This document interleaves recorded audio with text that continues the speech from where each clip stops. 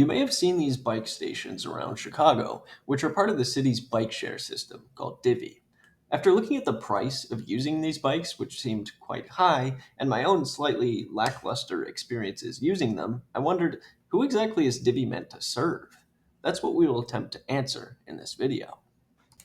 Now, Divvy has three main pricing options, plus an additional two for qualifying individuals. You can also get a Lyft rideshare premium subscription, but we'll focus on the Divvy only options here.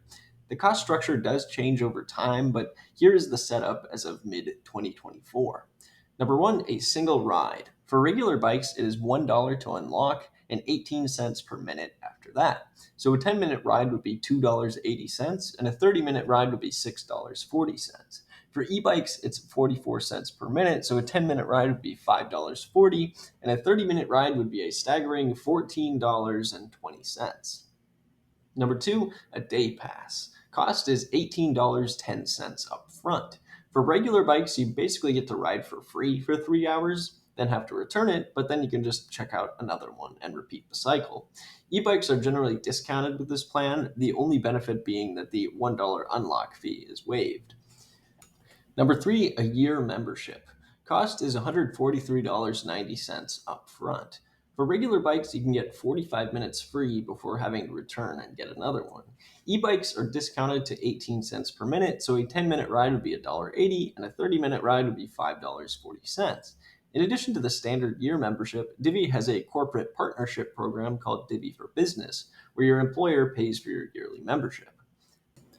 And number five, Divvy for Everyone yearly membership. Low income residents can get a yearly membership for $5. For regular bikes, you can get free rides up to 45 minutes, and e bikes have free unlocks and 5 cents a minute after that. Let's look at five classifications of people that might want to use Divvy bikes and how Divvy stacks up to other options. Note that these groups are likely not totally distinct from one another.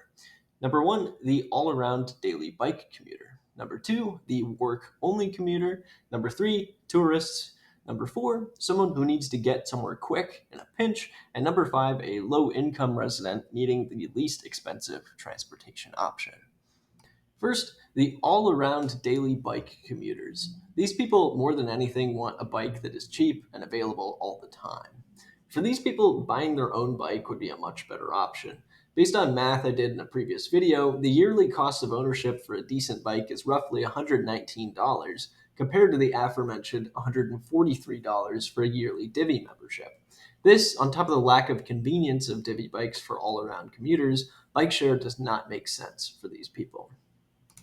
The second classification to look at is the work commuter. These people only need to ride downtown in the morning and return home in the evening, and they desire flexibility. They might want to take the train or an Uber home, depending on after work plans or the weather. So, doing some math here, if an average commuter is commuting 3 days per week for 48 weeks of the year, 3 months of which are too cold for the average commuter to bike, you're looking at a total of 216 rides for the year. Assuming that the commute to work is less than 45 minutes and is thus covered under the membership plan, this would come out to 67 cents per ride when using a regular bike. If the work commuter is willing to put up with the occasional bike shortage at a station, this is much cheaper than a one-way bus ride, $2.25, or a one-way train ride, $2.50. With a personal bike, the work commuter would pay roughly 55 cents per ride, but with the added flexibility, this additional $24 for the year may be worth it. I have noticed, though, that many work commuters use the e-bikes, which are faster but more expensive. Let's do some math. Let's assume an e-bike is 20% faster, factoring in stoplights and whatnot. Note that this percentage is based on anecdotal evidence and is slightly made up. If we assume a 30-minute one-way non-e-bike commute daily, that would be 24 minutes each way on an e-bike for a total of 5,184 minutes on an e-bike for the year using our 216 rides. E-bike fees for this would come out to a whopping $933.12 on top of the $143.90 yearly fee, making for a per ride cost of nearly $5. So e-bikes are definitely not a good option here. I mentioned previously the Divvy for Business plan. If your employer is willing to foot the whole bill for a Divvy membership, this is an even better deal for work commuting. although the e-bikes are probably still not worth it. Now for the third classification of people, tourists. These people want something flexible that can enable them to see the city. For tourists, biking is more of an activity than a mode of transportation. And with this in mind, filling up most of a day biking the lake on a Divvy pass for under $20 isn't too bad. And most tourists probably wouldn't want to repeat the same activity multiple days on a vacation. But a full 7-day CTA pass is only $20, though. CTA is generally a pretty broken system, but for tourists who have time to kill, waiting an extra 20 minutes for a bus isn't going to be the end of the world. So, if a tourist is looking for transportation, Divvy is probably not the answer, but as a single day activity, it's not bad. Next, the fourth classification, people that need to get somewhere quick in a pinch. Maybe you're late for a meeting and your train isn't going to show up in the next century. In a perfect situation, the Divvy bike could be a good alternative. The fantasy of running over, grabbing a bike, riding downtown, and dropping it off for only $4 or $5. However, life is rarely that easy. You might not have the Divvy app set up, and the kiosks at the bike stations are horribly slow to use. There may be no bikes at the nearest station, and when going to return the bike, the station may be full. You probably don't even know where the nearest station is. Additionally, people that are not used to biking in Chicago might be in for a very stressful and potentially dangerous commute. So, generally, if something is that critical to be on time, just take a cab or ride share. Finally, I wanted to assess the viability of Divvy as an option for low income residents of Chicago.